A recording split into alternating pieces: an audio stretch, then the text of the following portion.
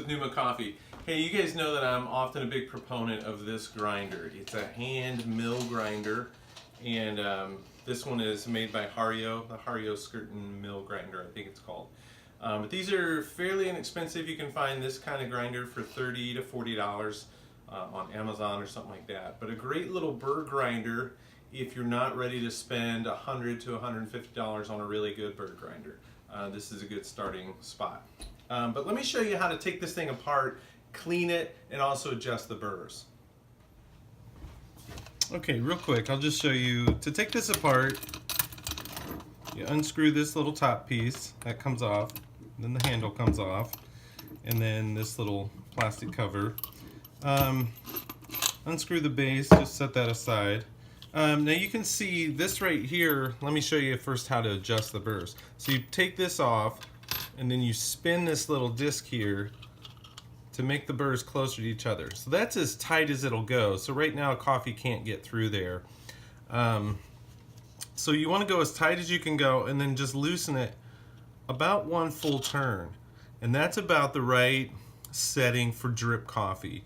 If you want to do a Chemex, you might loosen it just a little bit more, another half turn to get about that much gap. And if you're doing a French press, maybe even a little bit more to get that kind of gap. But basically tighten it all the way by spinning this disc, and then just turn it like one full time counterclockwise to loosen that. And you're going to get about the right amount of give there. Okay, the other thing is just cleaning this. Occasionally, you might do this, I don't know, maybe twice a year, depending on how much you use this. But you just take this whole, unscrew this guy all the way. It's this little guy. There's also a little washer here. Just keep in mind that the washer goes between this tightening disc and your mount there. Now this comes all the way out. Now I just cleaned it, so it doesn't need to be cleaned now, but this will get gummed up with ground coffee. And you just take a nice little wire brush or something and just clean out those grooves so that it'll keep grinding the coffee, catching it. And I just brush out these little burrs too. So these are made out of ceramic burrs. And they will wear out after probably a couple of years, again, depending on how much you use it. So put this back together, put this little, it's a little plastic washer, and then your tightening screw. Again, I tighten it all the way, and then I loosen it about one full turn to get, that was too much, to get about the right grind. Put this back on. Sometimes this can be tricky because it won't quite line up, and you have to spin this just a little bit to get these, to get this to line up.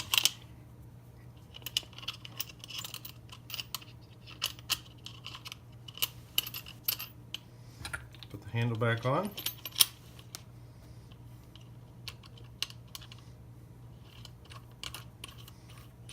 Tighten that up, and this will actually slip on this way. That just keeps the beans in there once you start grinding.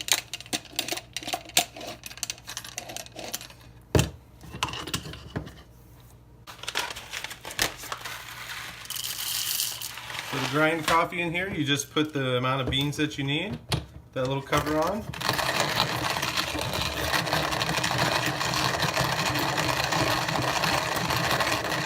And grind away. You can test your grind and see if you're getting about the right coarseness. This is a little bit too coarse for most of my pour overs. This is more like a Chemex. Not quite French press, but like a Chemex grind. So I need to tighten the grind up just a little bit, tighten the burrs up just a little bit to get what I need for drip coffee. So that's it for just how to adjust this grinder, how to make the most of it, how to take care of it, and there you go. If you have any questions, just post a comment below and we'll get back to you. All right, see you next time.